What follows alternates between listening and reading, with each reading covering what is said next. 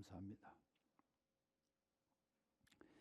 오늘 말씀의 제목이 어루만져 주시는 하나님입니다. 5절 말씀 보면 로뎀나무 아래에 누워 자더니 천사가 그를 어루만지며 그에게 이르되 일어나서 먹으라. 그를 어루만지면서 일어나서 먹으라. 그렇게 말씀을 한 말씀인데, 물론 천사가 엘리야를 만지면서 어루만지면서 격려하고 용기를 주고 다시 일어서게 했습니다마는 하나님께서 하신 일입니다. 하나님의 천사를 보내가지고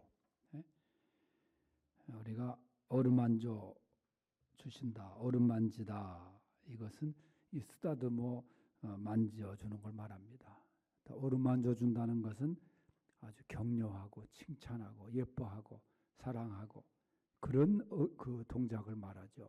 책망하거나 그럴 때 어루만지다 그런 말을 안 쓰거든요.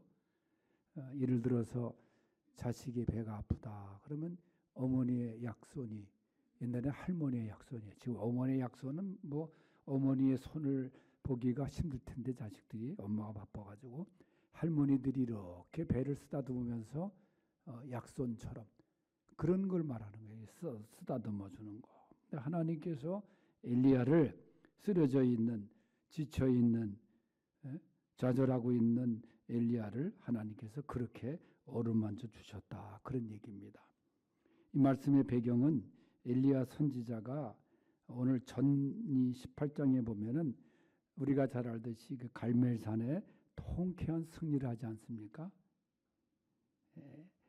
장작을 올려놓고 물을 붓고 엘리야가 기도해가지고 그 위에 하나님의 불이 내려와서 다 태워버리는, 그리고 그 바알 선지자들을 무찌르는, 다 그냥 골짜기까지 도망간 것을 다 그냥 멸절하는 그런 일을 이제 하나님의 능력을 힘입어서 엘리야가 그렇게 실행을 합니다.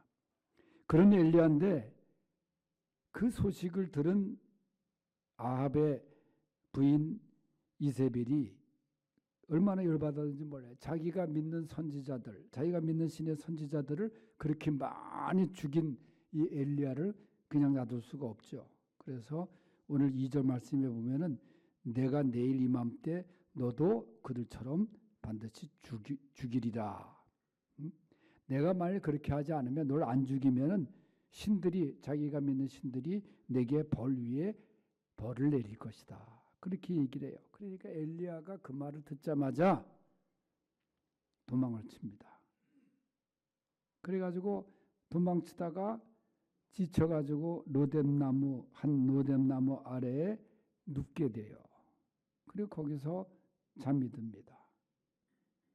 그때 바로 하나님께서 천사를 통해서 그를 어루만져 주셨다, 그런 얘기예요. 아니, 방금 전까지 능력의 종으로 하나님의 능력을 경험한 그가 어떻게 그렇게 변해서 낙심하면서 도망을 쳐가지고, 그리고 가서 하는 얘기가 나를 죽여주세요. 이제 그렇게 기도를 해요. 정말 전혀 이해할 수 없는 모습이죠. 근데 그런 게 바로 그런 모습이 바로 우리 인간의 모습이기도 합니다. 외부적인 요인도 있었지만은 이 자신에게도 엘리야에게 문제가 있었어요. 실망감, 자신에 대해서, 또 무력감, 또 영적인 그 고갈, 그런 여러 가지 스트레스로 인해서 이 엘리야에게 절망감이 찾아왔죠. 그러니까 능력의 하나님, 그 하나님을 망각한 거예요. 뭐 성경에 보면은 하나님의 사람들도 이런 절망감에 빠진 경우가 많습니다. 그래서 다시 일어서는 그런 일이 많은데, 엘리야가 아까도 말씀드렸지만 영적으로도 얼마나 깊은 사람이었어요. 그가 선지자로 사역을 하면서 길르앗 광야에서 그릴 시내가에서 사르밧에서 믿음의 훈련을 많이 쌓은 사람인데, 무엇보다도 죽은 자도 살리고 말이죠. 3년 6개월 동안 비 한 방울 내리지 않던 가뭄을 기도로 종식시킨 사람인데, 그 위대한 하나님의 사자였는데 또 450명의 바알 선지자들과 홀로 대결하면서 승리했는데 그 이세벨이 자신을 죽인다는 그 말에 그 협박에 무너져 가지고 자기 목숨 하나를 부지하기 위해서 다 내려놓고 자기를 향한 이스라엘 백성들의 그 기대가 얼마나 컸습니까? 그리고 도망을 쳐요. 홀로 광야에서 죽기를 원하고 탄식하고 있었던 엘리야의 모습입니다. 하루아침에 변한 거예요. 그런데 이러한 엘리야를 하나님이 그냥 버려두지 않았습니다. 하나님이 직접 찾아오셔서 그를 어루만지고 격려하셨다는 거예요. 다시 이렇게 세우셨다는 거예요. 다시 새롭게 출발하게 하셨다는 거예요. 이 시간 엘리야를 찾아보셔서 어루만져 주시면서 격려해 주신 하나님, 우리 모두를 다 만져주시고 격려해 주시는 하나님이신 줄 믿으시기 바랍니다. 첫째로 하나님의 어루만져 주심은 무조건적이에요. 조건이 없어요. 1절에서 4절을 보면 엘리야가 하나님의 능력으로 바알 선지자들과 통쾌한 승리를 하지 않습니까? 겨루어서. 그런데 그 소식을 들은 이세벨이 자기가 믿는 신의 선지자들을 다 죽였다. 그것도 450명이나 죽였다. 그러니까 이세벨이 열받죠. 그래서 내일 이맘때에 너도 죽이겠다. 이 말에 엘리야가 무너집니다. 그 한마디에. 그리고 도망을 쳐요. 그리고 말씀드린 대로 그 로뎀나무 아래 앉아가지고 두려움이 밀려오면서 하나님 나를 차라리 죽여주십시오. 내 생명을 거두어 가십시오. 아니 담대하게 이방신들과 그리고 그를 추종하는 사람들과 싸우던 그가 그리고 통쾌하게 승리를 이룩했던 그가 이렇게 하루아침에 한심하고 나약한 모습으로 변한 거예요. 여러분 하나님 보실 때 얼마나 마음이 아프겠어요. 네? 그런 하나님께서 엘리야를 끝까지 조건 없이 격려하십니다. 너 왜 이러느냐? 화도 내지 않으세요. 성경에 보면 엘리야야 과거에 내가 까마귀를 통해서 너를 오랫동안 먹였고 사르밧 가부의 가루통과 기름통을 마르지 아니한 이적을 바로 네 손을 통하여 일으켰지 않느냐. 그리고 네 기도를 듣고 죽은 자를 살렸지 않느냐. 그리고 바로 얼마 전에 기도를 통해서 불로 응답하고 바알 선지자를 멸망시키고 가뭄을 종식시킨 것이 나 여호와가 아니냐. 그런데도 엘리야는 그 하나님께 대해서 그걸 다 잊어버리고 무너집니다. 여러분 얼마나 우리 같으면 책망할 수 있죠. 예? 그러나 사랑의 하나님은 그의 실수를, 그의 과오를, 그의 모습을 책망하시지 않고 그저 엘리야의 불평을 다 들어주세요. 여러분 하나님께 불평할 때 불평하세요. 하나님, 예? 내가 억울합니다. 그 하나님이 다 들어주시는 거예요. 그러면서 이 절망감에 젖어 잠들어 있던 엘리야를 하나님이 쓰다듬어 주세요. 어루만져 주세요. 천사가 그를 어루만지며 그에게 이르되 뭐라 그래요? 일어나 먹으라. 이 하나님의 무조건적인 이 사랑의 모습입니다. 마치 병들어 아파하는 자식의 이마 위에 손을 얹고 어루만져 주시는 어머니의 손길 같은 하나님의 말할 수 없는 어루만져 주심의 사랑. 우리가 세상을 살면서 지쳐서 신음할 때에 우리의 실수도 잘못도 묻지 않으시고 어루만져 주시는 분이 바로 하나님이신 줄 믿습니다. 약점 그대로, 실패한 모습 그대로 하나님께서는 다 묻지 않으시고 어루만져 주시는 하나님이세요. 이게 하나님의 어루만져 주심의 특징이고, 두 번째는 아주 자상한 어루만져 주심이에요. 5절에 보니까 엘리야가 노된 나무 아래서 누워 잡니다.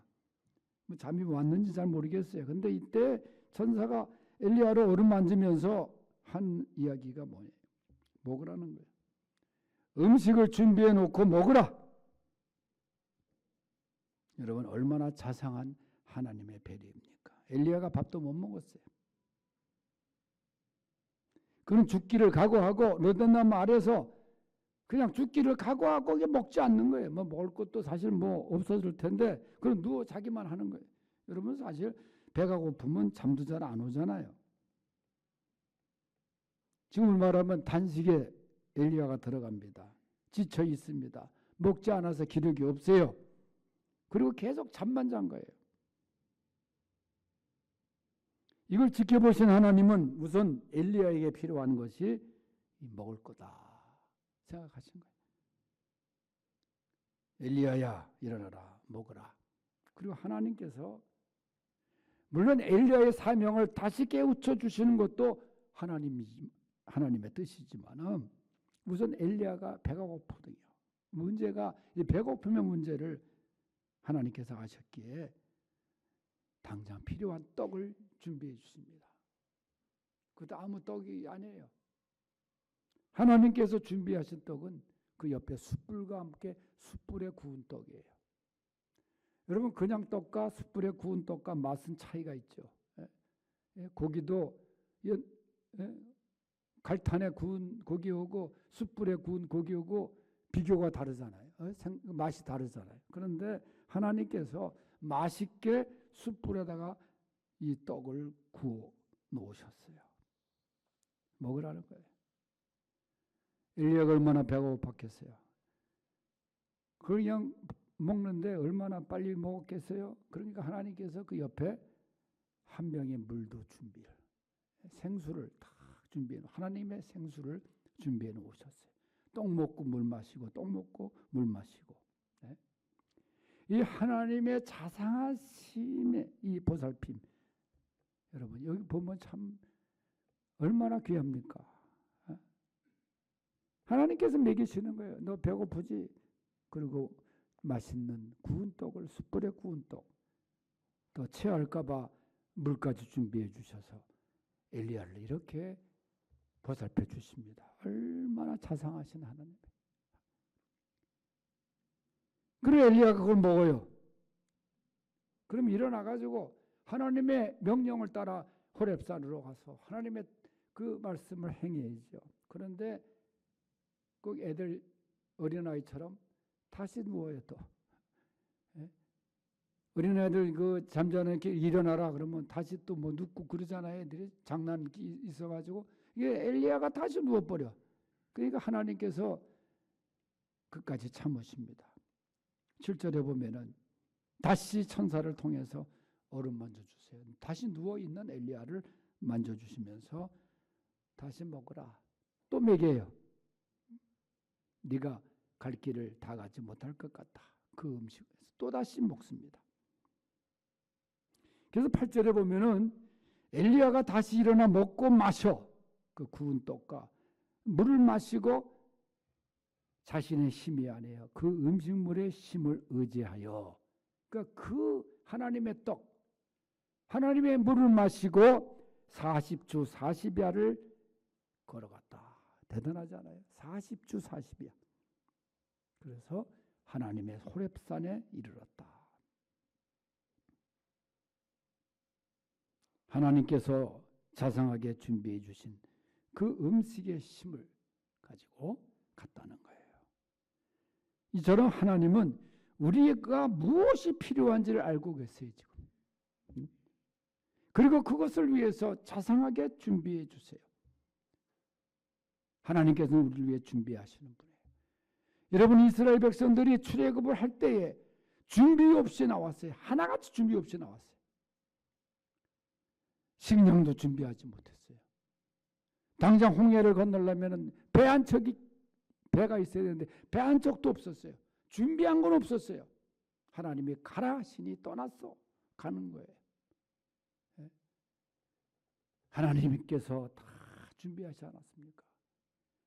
거대한 홍해 바다를 하나님의 동풍으로 하나님의 능력으로 갈라놓으시고 광야의 행진 속에서 배고픔에 만나와 메추라기로, 더위를 피할 수 있는 게 아무것도 없었을 때 구름 기둥으로, 그 추위의 사막의 밤 기온에 하나님 불 기둥으로 다 택한 백성들을 위해서 준비해 주시고 예비해 주시고 가시는 분이에요. 하나님께서는 우리들의 모든 것을 아시고 이렇게 준비해 주시고 자상하게 다 예비해 주시고 하시는 분이신 줄 믿으시기 바랍니다. 세 번째는 하나님의 어루만져 주심은 끝까지입니다. 9절에 보면은 하나님의 격려가 계속되고 있는 가운데서도 엘리야가 다시 참 한심해요. 또 다시 굴로 들어가요. 거기서 안 나와요. 그러니까 하나님이 엘리야야, 네가 어찌하여 여기 있느냐? 네가 있어야 할 곳은 여기가 아닌데. 하나님도 참 즐기시잖아요. 짜증나고 포기하고 다른 선지자를 사용할 수도 있지만은 하나님은 엘리야를 끝까지 찾아가십니다. 절망감에 사로잡혀 있었던 엘리야가 또 말해요. 내가 만군의 여호와께 열심히 유별하오니 이는 이스라엘 자손이 주의 언약을 버리고 주의 제단을 헐며 칼로 주의 선지자를 죽였음이며 오직 나만 남았거늘 그들이 내 생명을 빼앗으려 하나이다. 내 목숨을 노리고 있다는 거예요. 하나님께서 13절에 말씀하십니다. 그리고 깨우쳐 주십니다. 18절에 넘어가 보면은 야, 너 혼자가 아니야. 7,000명을 내가 남겨놨다. 바알에게 무릎을 꿇지 아니한 선지자를 7,000명을 남겨놨다. 너의 동역자다. 너의 동지들이다. 그러니 힘을 내라. 그러니까 하나님께서 끝까지 엘리야를 만져주시면서 힘을 내라. 그래서 19절에 보면 엘리야가 결국 절망의 자리에서 떠납니다. 사명자의 길을 걷게 돼요.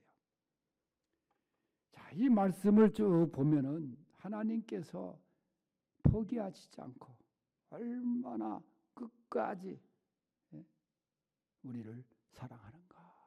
하나님의 사람을 사랑하는가. 포기하지 않는 하나님의 사랑.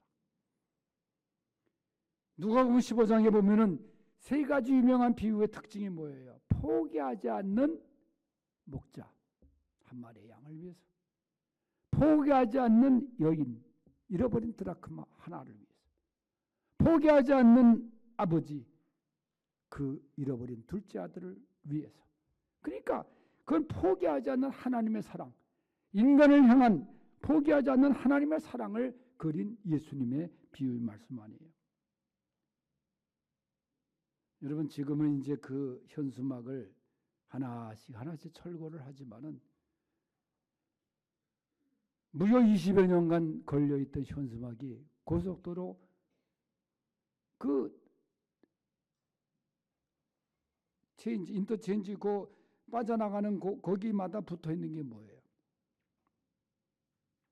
우리 딸 송혜이를 찾아주세요. 그 현수막입니다. 뭐 여러분 다 보셨을까? 아직도 걸려있는 데가 있어요.